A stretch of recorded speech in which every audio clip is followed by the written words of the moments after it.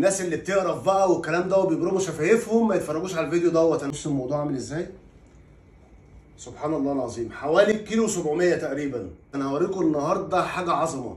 بص كده، انا جايب له برواز مخصوص صوره عشان خاطر السوشيال ميديا اهو. شوف الموضوع قمر قمر. اول حاجه يا جماعه نسمي بسم الله كده ونخش مع بعض نشوف وصفه النهارده عالميه للارانب هتعجبكم جدا. هتاكلوا حته سكر كده، هتلاقوا اللحم كده مسكر وطعمه جميل. اولا لحم الارانب مفيد جدا، لو انتوا فاهمين ان الموضوع في السي فود وهو اللي بيظبط لكم المود يبقى ما تعرفوش حاجه عن لحم الارانب وفوائده. في نسبه كبيره قوي من الزنك والفسفور اللي بتحمي امراض الذاكره زي الزهايمر، مفيد جدا جدا لامراض السكر وبينظم نسبه السكر في الدم، بيعزز وبيساعد بنسبه كبيره قوي على تحسين الجهاز المناعي وبيحمينا من امراض سرطان الثدي. عايزين اكتر من كده. وبالنسبه للرجاله لو فاهمين ان الموضوع في السي فود اعمل وصفات الحديدي هتظبط لك المود. تمسك الارنب الجميل تحطه في محلول ناعي عباره عن ميه ساقعه وقرنفل وورق غار وخل وليمون حوالي ساعتين ولا حاجه، وتشطفوه تحت ميه جاريه، واضرب على الحديد وهو سخن مع زيت وزبده وفصين مستكه، يطلع باللون الجميل الجراتان اللي انتوا شايفينه دوت زي القمر كده. نشتغل الوصفه كلها في طاسه واحده او في حله واحده. نرفع كل الارانب اللي احنا حمرناها ديت او لحم الارانب اللي احنا حمرناه دوت، نرفعه كده في طبق على جنب، وفي نفس الطاسه نقطع شويه خضار حلوين عباره عن بصل وجزر وطماطم.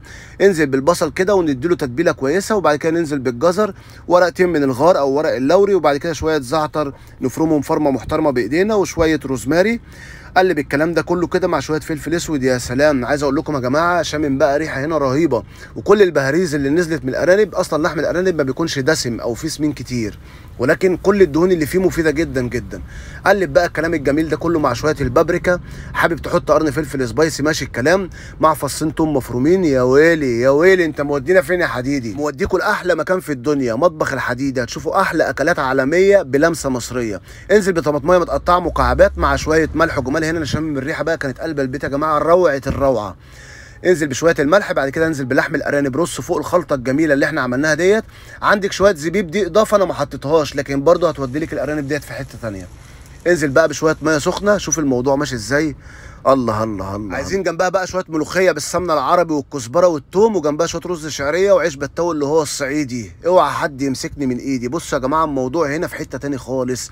صاحبك اللي لسه بيجيب دباديب اعمل له شير واكتب له كومنت وقول له الحديدي بيقول لك هات ارانب. الموضوع هنا في حته تاني خالص. ابداع وفن وخبره تهويه بتطلع لحضراتكم، وعشان يجي لكم الفيديوهات بتاعتنا الجديده، لان في فيديوهات ضرب نار نازله. اعمل لايك واكتب لنا كومنت، ونشوفكم ان شاء الله في حلقه جديده. سلام عليكم.